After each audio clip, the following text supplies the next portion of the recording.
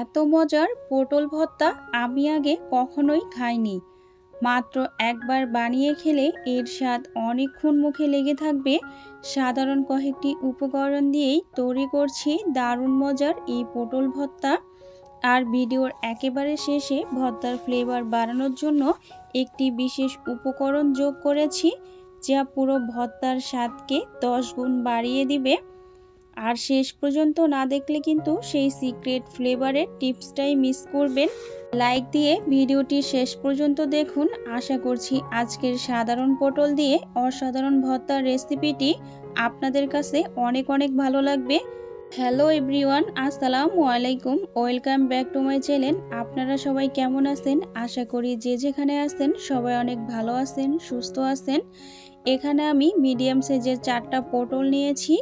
আর এই পটলগুলোকে আমি পটলের ওপরে যে পাতলা আবরণ ওটা আমি ছেঁচে খুব সুন্দর করে ছোট ছোট করে কেটে নিয়েছি।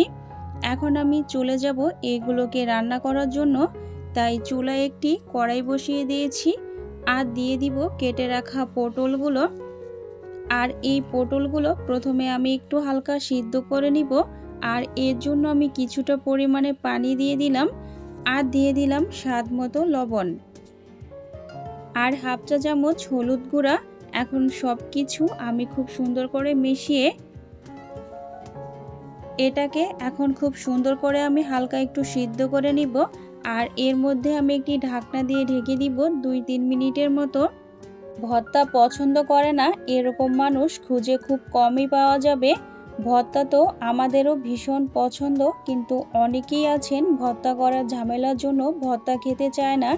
একদম ঝটপট আজকে আপনাদের সাথেই শেয়ার করেছি মজাদার পটল ভর্তা, যা মাছ মাংসর স্বাদকেও হার মানাবে। আর এখন আমি চুলায় একটি ফ্রাই প্যান দিয়ে দিলাম আর তার ভিতরে দিয়ে দিলাম কিছুটা পরিমাণে সরিষার তেল। আর এখানে আমি 7-8টির মতো শুকনা মরিচ নিয়েছি। আর এই মরিচগুলোকে এখন আমি একটু ভেজে নিচ্ছি। মরিচগুলো কিন্তু ভাজা হয়ে গেছে, তাই আমি তেল থেকে ছেঁকে তুলে নিচ্ছি।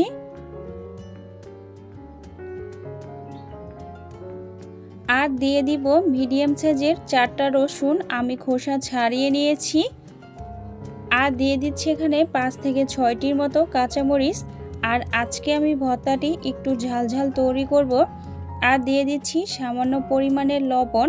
এখন আমি সব কিছু খুব সুন্দর করে একটু ভেজে নিব। আর এখন দিয়ে দিচ্ছি এখানে প্রায় হাফ কাপের একটু কম পেঁয়াজ কিউব করে কেটেছি। তবে ভর্তার জন্য আপনারা রসুন আর পেঁয়াজের পরিমাণটা একটু বেশি বা কম করে দিতে পারেন। এখন আমি খুব সুন্দর করে এগুলোকে কিন্তু একটু ভেজে নিব। রসুনটা যাতে তাড়াতাড়ি সিদ্ধ হয়ে যায় এজন্য একটি ঢাকনা দিয়ে ঢেকে দিলাম। দুপুরে ধোয়া ওঠা গরম ভাতের সাথে এরকম মজাদার পটল ভর্তা হলে আর অন্য কোনো তরকারির প্রয়োজনই হবে না। দেখুন এগুলোকে কিন্তু আমি খুব সুন্দর করে ভেজে নিয়েছি। আর এখান থেকে আমি কিছুটা পরিমাণ তুলে নিচ্ছি। আর আমি এই পেঁয়াজ রসুনের ভিতর এখানে দিয়ে দিব সিদ্ধ করে রাখা পটলগুলো দিয়ে। আর এখন দিয়ে দিব এখানে আমি হাফ চা চামচের মতো কালো জিরা। আর এখানে কালো জিরাটা কিন্তু অবশ্যই দিবেন। আর এখানে আমি আরও মিডিয়াম সাইজের একটা পেঁয়াজ আমি একটু বড় বড় করে কেটে নিয়েছি। এখন এগুলোকে আমি 2-3 মিনিটের মতো খুব সুন্দর করে ভেজে নিব। আপনারা ঠিক এইভাবে যদি পটল ভর্তা খেয়ে না থাকেন তাহলে একবার হলেও বাসায় ট্রাই করতে পারেন। আশা করি অনেক অনেক ভালো লাগবে। আর এই রেসিপি যে খাবে সে কিন্তু আপনার কাছে রেসিপি জানতে চাইবে, কারণ এতটাই মজার। বন্ধুরা এরই মাঝে দেখুন এগুলো খুব সুন্দর করে ভাজা হয়ে গেছে। এখন আমি এগুলোকে তেল থেকে ছেঁকে তুলে নিচ্ছি। আর দেখতেই তো পাচ্ছেন আমার এগুলো কিন্তু খুব সুন্দর মতো ভাজা হয়ে গেছে। দেখুন আমি সব কিছু কিন্তু তেল থেকে এখন তুলে নিয়েছি ভেজে। এখন আমি এগুলোকে ভর্তা করতে চলে যাব। তাই এখানে হচ্ছে আমি একটি শিলনোড়া নিয়েছি। প্রথমেই আমি দিয়ে দিচ্ছি এখানে শুকনা মরিচগুলো আর স্বাদ মতো লবণ দিয়ে দিলাম। এখন প্রথমে আমি এই মরিচগুলোকে বেটে নিব।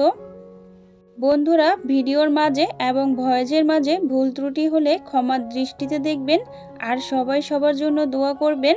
এখন দেখুন ভেজে রাখা পটলগুলো থেকে আমি অর্ধেকটা পরিমাণ দিয়ে দিলাম বাটার জন্য। আর বাকি অর্ধেকটা আমি পরে নিচ্ছি। আর এই পটল ভর্তাটি যখন করবেন অবশ্যই যখন গরম গরম থাকবে সেই অবস্থায় কিন্তু এই ভর্তাটি তৈরি করে নেবেন। আর এই ভর্তাটা বানাতে বাড়তি কোনো উপকরণেরও প্রয়োজন নেই, মাত্র কয়েকটা উপকরণ দিয়েই হয়ে যাবে দারুণ স্বাদের এই পটল ভর্তা।